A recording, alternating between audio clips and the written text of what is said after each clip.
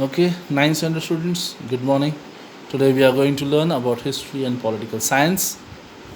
The first lesson which we are going to deal is about sources of history. Now, what do you mean by sources of history? From where do we get this historical knowledge or where do we get this information? For example, if I say to you, what are the sources of water? What do you say? Sources of water comes from where? The rain. Then what do you say? Wells. Then you will say sea and river. So these are the sources of water. Same way, where is the sources of history? Where this history is noted down or where it is kept. Different books are there. Different in museums you will find. In different places you will find. In the newspaper you get the history. So there are different places of sources of history. There are written sources of history as well as other sources of history. Now let us go through in the first lesson sources of history, what it says. Till now we have studied the history of ancient, medieval and modern India. This year we have to study the history of India in the post-independence era. That means after independence, what things have taken place that we are going to learn. Sources of modern history are different from those of ancient and medieval history. Okay, first is the ancient history, then comes the medieval history, and then the modern history. Now we are talking about the modern history. So what is that which took place in modern history that we shall see? We can study history with the help of various sources like written sources, material sources, oral sources, and sources in the audiovisual medium. Now what are the four sources? Okay, what are the four various sources? That is, first is written source, means written documents. Second is material source, through the various materials, like for example this is called a material. So this can be also one source of history, material source. Then third, we have the oral source. We have heard different stories about certain people, certain kings, certain people, great people. So they are called oral source. And fourth one is audio visual.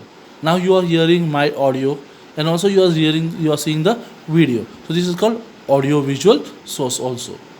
In the modern period, we have to take note of various sources at the regional, state, national as well as international level. See, at the regional level, some sources are there. Then we go to the state. Then we go to the national as well as international. Now regional will come in over here in Satral, okay, or Ahmednagar. The state will go to Maharashtra. National will go to India, and then international in the world.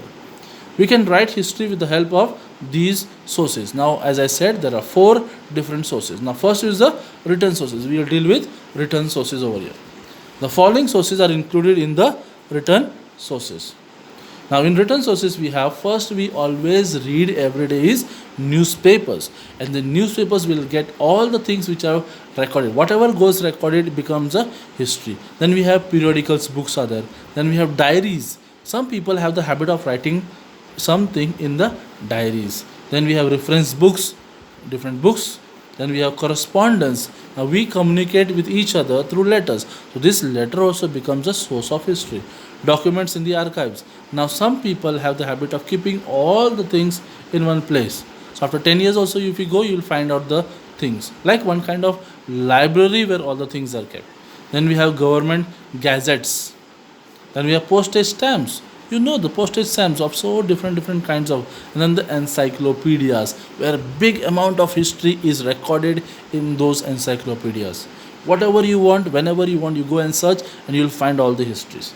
Okay, the place where historical documents are preserved is called archives. Historical documents, okay, are preserved is called archive. The main office of National Archives of India is at New Delhi. It is the largest among the archives in Asia. In Asia, the largest archives where historical documents are preserved is in New Delhi. Okay, largest in among the archives in Asia.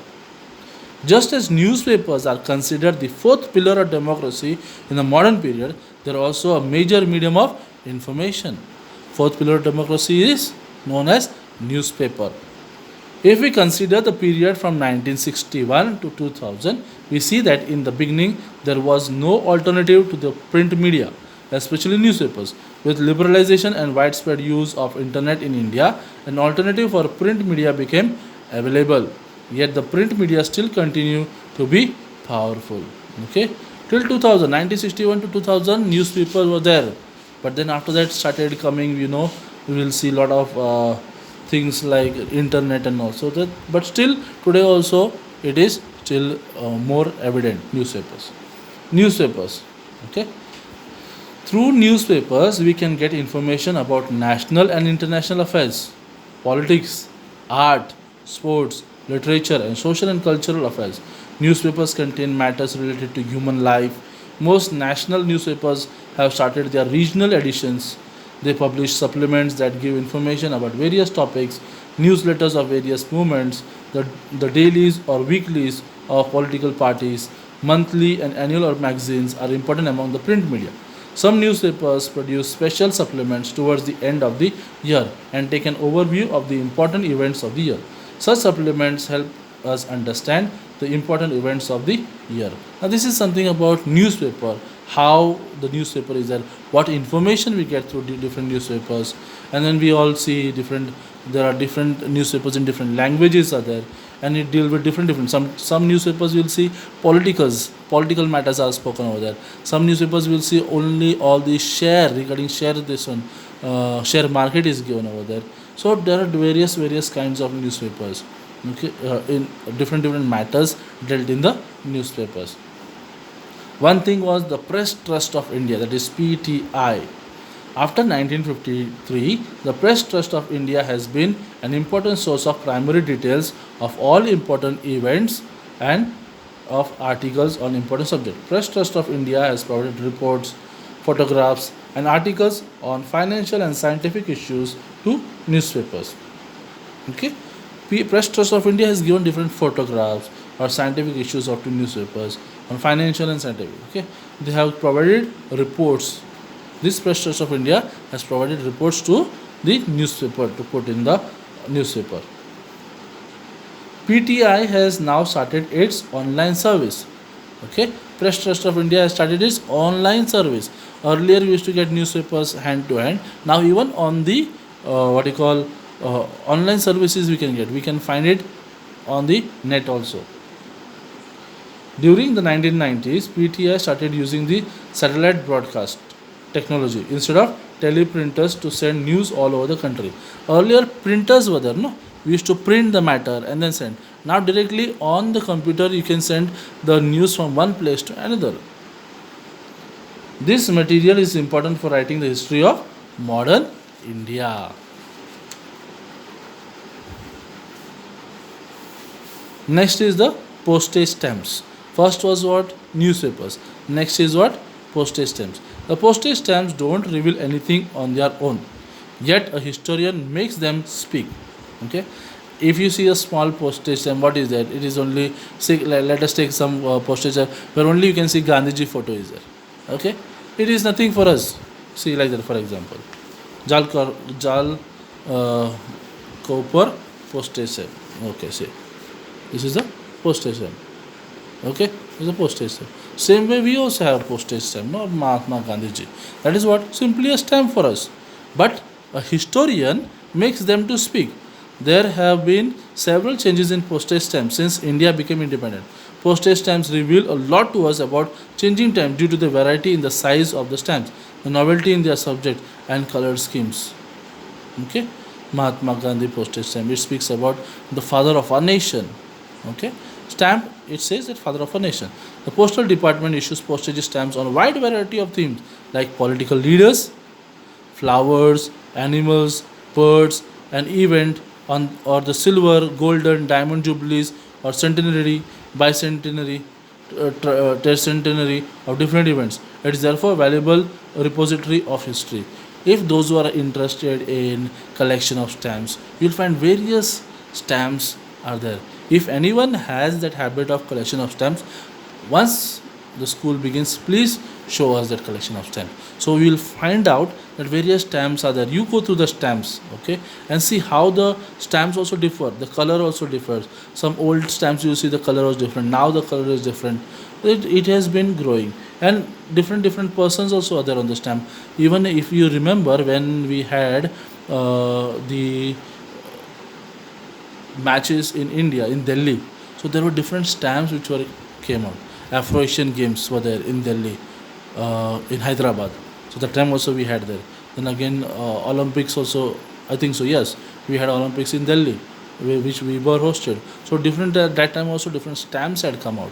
So this is how we go to that. Now comes the third thing I spoke about: material sources. Material sources. Now, what are the material sources?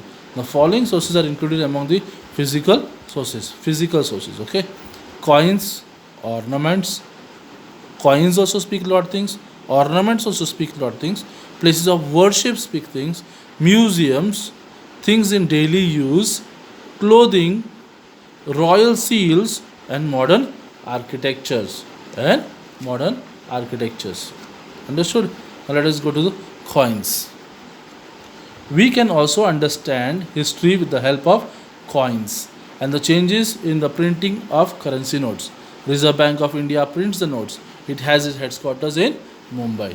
The coins from 1950 to those used at present, the metals used for making them, their different shapes, the diversity of subjects on them, together help us to understand the important contemporary issues in India. Example: coins to convey the message of population control, and coins communicating the importance of agriculture and of farmers.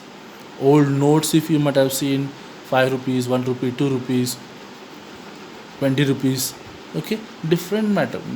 Old 100 rupees note, 1000 rupees note, and now the different even the coins. This was the old coins, 1 rupee coins. Now we are getting the smaller 5 rupee coins or there, 20 paisa coins are there. So all different coins are there, which shows different things, and you can see whatever things are mentioned on that. Then comes the next one is museum. Where if you go to museum, how many of you might have gone to museum? If you go to museum, in different things are kept. All historical things are kept, okay? Might be sword, might be animal parts, might be the coins, might be the pots and all which are found in archaeology, or the statues. So that is there in the museum. All states of India have museums that depict the characteristics and display the cultural and social heritage of the state.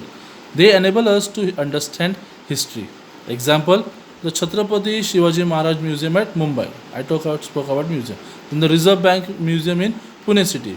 Apart from the government museum, some private collectors also set up their own museum. They are based on distinct subjects. Example: coins, notes, lamps, nutcrackers in different shapes, cricket equipment, etc. I remember I had gone to one museum and I found about the umbrella. Okay, in umbrella also different kinds of shapes are there. Even walking stick, people walk, elderly people, the stick which they use, no, to walk, even that also various designs were there on that walking stick. Then comes the oral sources. People speak about things, and that is what is oral sources. These sources include folk tales, folk songs, proverbs, ballads, and ovis, Marathi verses in oral tradition. Activists were inspired by the pavadas of Lok Shahir Anna Bhau Sate and Shahir Amar Sheikh during the Sanyukta Maharashtra movements. Pavadas are very famous over here. Okay, so old sources are there through singing, through folk songs.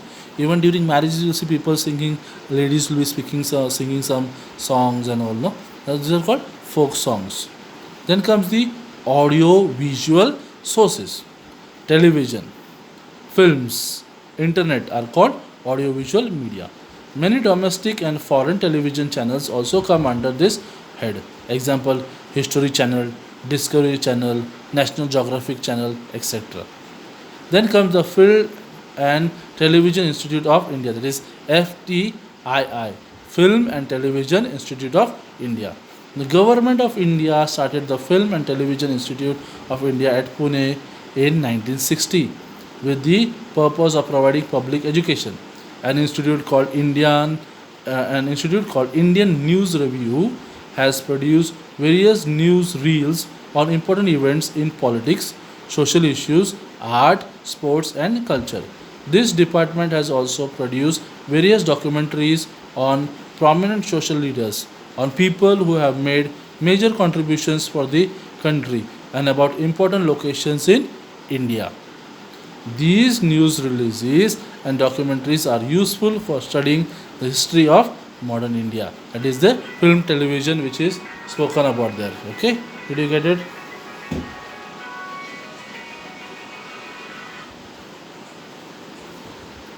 Sorry for that. Till now, we have seen some important sources of for writing the history of modern India. The times in the 21st century are changing so rapidly that even these sources will prove to be inadequate.